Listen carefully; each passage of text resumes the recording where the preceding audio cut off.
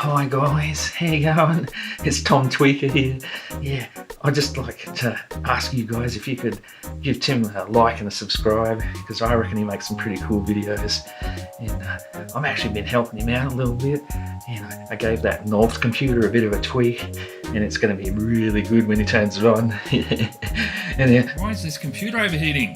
Oh, maybe I set it a little high. Oh crap! Well, I've got other things I got to do, so I'll see you around.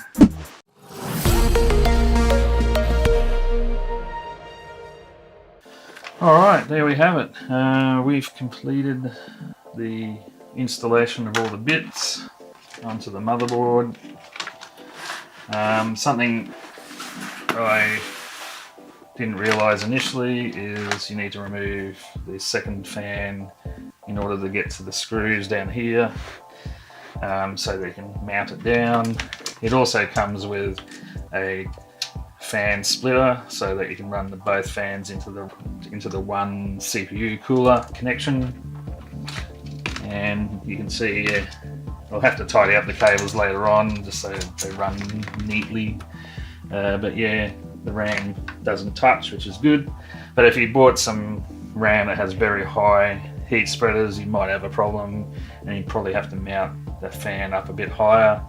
I've seen that on other coolers.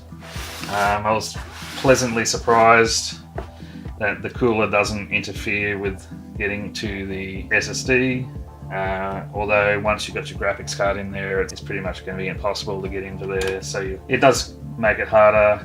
If you had liquid cooler, you could definitely get to all this without any issue whatsoever.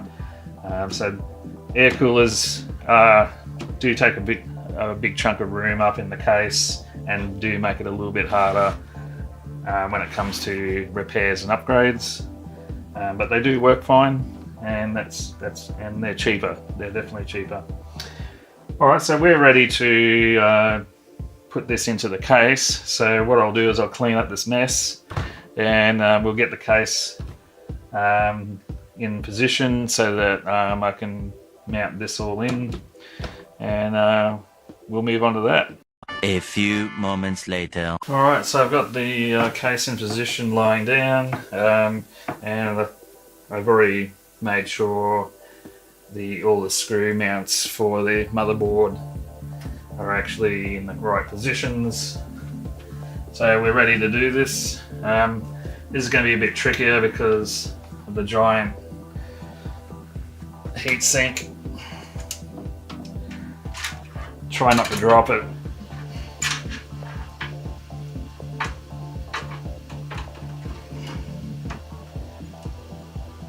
Beautiful, and you can see it lines up, and we don't have to worry about those little metal tongues getting in the USB ports because it's got a built-in I/O plate, and it's one of those cases that have the little riser on the screws to hold your motherboard in perfect position. I really like that when they have those. So we're right to screw down. Put it on level 1. We don't want to overdo the screw.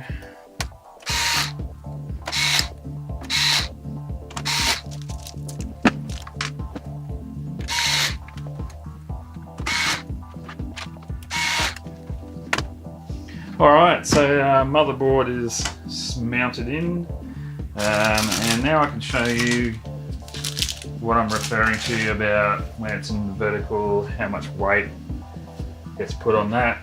So we'll just pop it up. Alright, so you can see it takes up a fair bit of the case, and all that weight, if you in a car or something or in a truck and it bounces, that is going to rip it pretty strongly. So just be aware of that.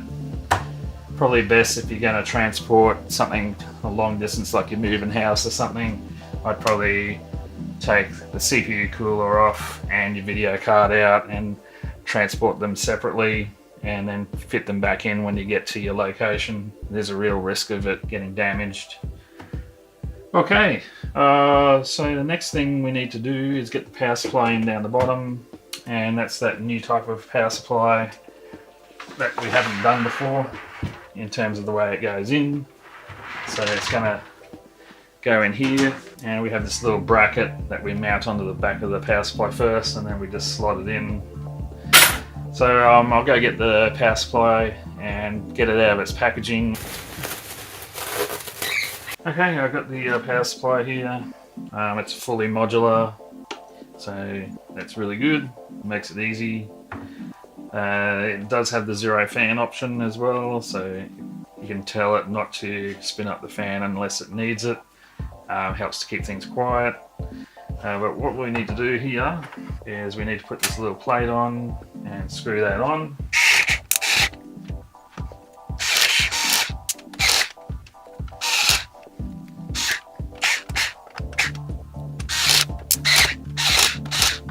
So the plate's on. So yeah, the way it works is you just slide it in like this, and then you just do up the thumb screws here. So that's pretty cool. But before you do that, I'd recommend fitting the cables you need, because it's a lot easier to fit it here than trying to put your hand in here trying to manage it. So the cables we're going to need are 12 volt high power, and with that lovely yellow connection, so you know you got it seated. And interestingly enough, in the manual they clearly talk about make sure the 12 watt high power is seated properly. It's good to see they're actually telling people this. We need 2 CPU power, the 8-pin powers, so we've got 2 of those.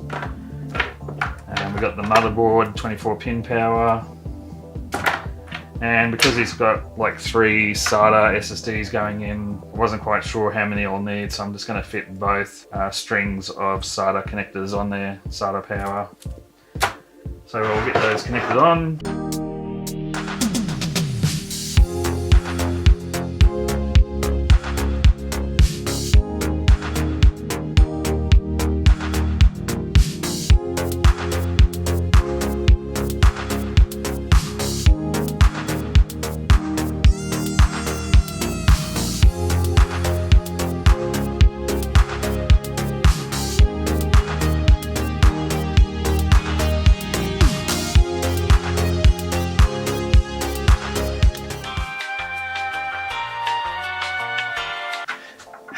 Well, silly me, forgot to push the record button. So you didn't get to see me doing the SATA SSDs, unfortunately, but there wasn't that much to it anyway. It was just a bunch of screws mounting them to this little removable plate, and then putting one down here as well in one of the trays. So they're all in. So we're now at a stage where I can do the cabling. We'll do basic cabling, no fancy tidy stuff, because we just want to just make sure it all turns on and works before we lock everything down. And I'd recommend not putting in the graphics card until you've done this bit, because the graphics card will actually get in the way of mounting your cables onto the motherboard. Do that last. So alright, we'll get onto that now, and I'll make sure I push the record button in future. Alright. You're so dumb. Seems to be a theme of this video today. I forgot to push the record button again. You're so dumb. You are really dumb. For real. And you missed out on me mounting the extra cooling fans that I forgot about.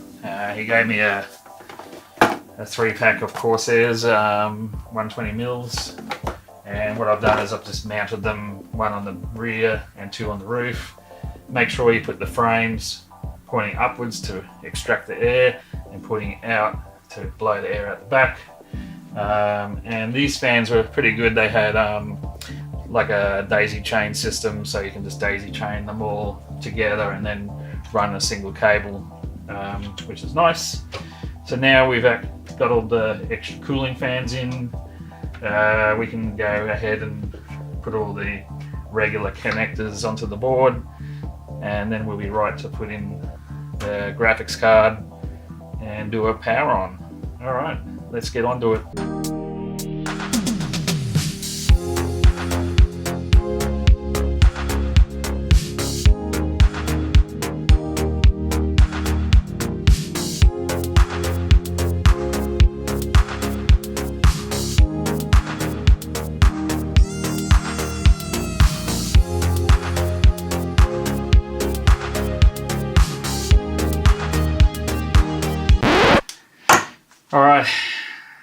This is where installing that extra fan has created me an issue where it's hard to get those 8-pin powers in.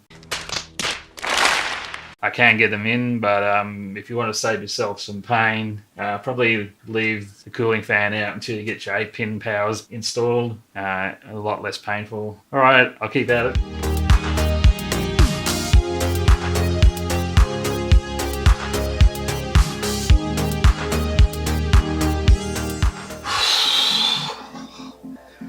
After a lot of mucking around, I finally got them in. I guess this is the first, or maybe the second thing I didn't like about this case is the slot for your 8-pin power is just not wide enough, and it makes it very hard to get your cables through when you got 2 8-pins and a few other things. So yeah, it would have been nice to have a slightly bigger slot in the corner up there. But we got there in the end, so we'll keep going. But yeah, lesson learned, maybe not put in your extra cooling fan until you got those in. Alright, we'll keep going.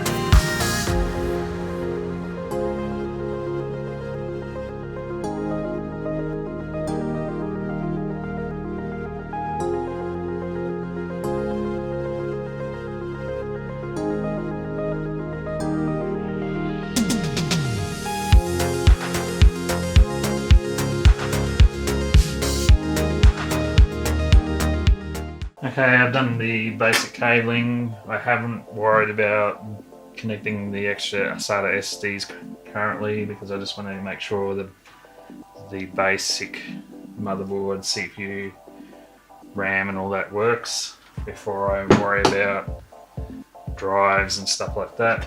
So what we'll do is we'll lay it down and we'll get the graphics card out and we'll install that and put the 12-volt high power on, and then we'll do a quick power on test and see if everything's good. A few moments later. Alright, I've prepped the case, got it laid down, removed a couple of blanking plates and got all the peels off the graphics card. We're ready to install it. So we'll push the little lock back button on the slot, which I mentioned before. Really love that feature. And we'll just slot this baby in.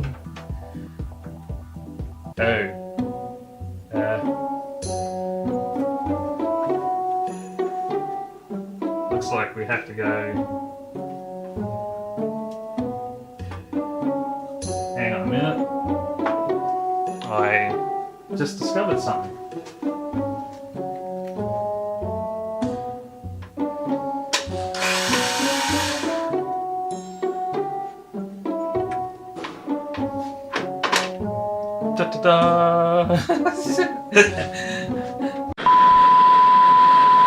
Right, so we can move this over now to the other desk and we'll do a basic power on and we'll see if basics are all working, and then we'll finish all the other bits and pieces we got to do. Alright, let's move over to the other table. A few moments later. Alright, so we've got it in place and got it all hooked up to the power, so let's find out if it works. It's looking like it's working. Yeah, I got a picture on the screen over there, so I say we're all good. Alright, don't worry about what happened there, that was just a minor malfunction. As you can see, we're in the BIOS now and yeah, it's all working great. And the temperatures are pretty good on the CPU. I think it was like 38 degrees or something. which is pretty good for air cooling, and it's picking up all the fans and the drive that we've installed. So yeah, I'll basically now just need to connect all the other SATA hard drives up, update the BIOS, and then configure the memory profile so that it's using all the 6000 megahertz setting, and then we can start loading Windows on this. And after that, we can do a little bit of benchmarking. I will get stuck into getting everything connected up, and I'll probably tidy up all the cabling at the same time, and then yeah, we'll be just moving on to the software. 15 minutes later. Yeah, just after I got that all done in the BIOS, I discovered that some of the fans aren't being detected, and that's because I didn't have one fan connected to port 1 on the hub.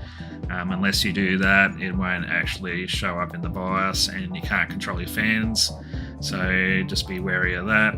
Also, I ran into another problem after I got the SSD power on. I went to connect the SATA cables, and I discovered that they're all in behind the video card.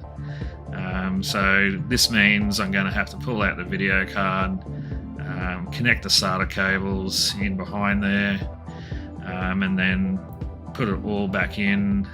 And yeah, it's just really frustrating. If I'd known that was going to be an issue, I would have been more careful and avoided it, but I didn't notice it, and so you get to learn from me, so you don't have to go through that. Alright, let's get these cables fixed and then we'll move on. A few moments later. Right, so as you can see, I got the graphics card out, and we can now see the SATA cables, and I have to say that the PCI Express release button on this motherboard, I just love it. It's just made it so much easier, and I was surprised it wasn't as bad as I thought it was going to be. So let's get these cables on here, and then we can finish this up. And there we go, the video card's back in, and our SATA cables are connected in behind now, and it looks fairly tidy on the front here, but it's all going to get covered up with mesh, similar to the roof, so you're not going to really get to see it. And on the back of the computer, it came up reasonably okay. I just found it hard to put the cables into the channels that they give you, so a little bit disappointed with the design of this case. Being a Fractal Design, they're usually pretty good. It just feels really cramped, and I just got frustrated. So there it is, all finished and all the panels put on. It does look very nice and stylish and minimalistic, which is what we're going for. But yeah, it was a difficult build. It wasn't easy. It was cramped. There's all these little problems that if you're not aware of them, they come to bite you and you have to redo things. But in the end, we got there. So yeah, not a case that I would probably buy myself now that I know what I know. But it does look very nice. So let's move on to doing the benchmarks, and let's see what we get. Alrighty, I've now got Windows loaded with all the drivers, updates and everything, so we're ready to do the superposition benchmarking. So we'll get that fired up and run this benchmark. Alright, so yeah, looking pretty smooth, and we'll go in and zoom in on the right and look at the more detailed stats, and you can see we're running a very nice average of 150 frames a second, and the temperatures on the graphics card are sitting around 63 degrees. So yeah, running very nicely, and I can barely hear the fans spinning up while it's doing this test, so the fans are all nicely tuned and working well. So let's see what the final score is.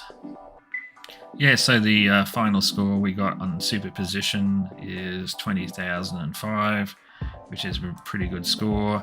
I'll bring up my little chart I've been working on, and you can see where it sits. As you can see from the chart, it became the second fastest computer I've tested out of all the builds, just nudging out the flight sim build I did recently and absolutely whomping my own computer by like 7,000. But yeah, well and truly behind a 5090, but that's to be expected. That computer was crazy, the most powerful computer I've ever built myself. So I very much doubt anyone will be able to touch its score anytime soon. So yeah, I'd be pretty happy with this build. Very good performance for what they've got. Let's have a look at the Steel Nomad test. And as you can see, Steel Nomad ran pretty smoothly and the visuals looked pretty good, which is to be expected with a more modern graphics card like a 5080 running on a more modern benchmark. So what we'll do is we'll just jump ahead now to the score and we'll see what it got in the end.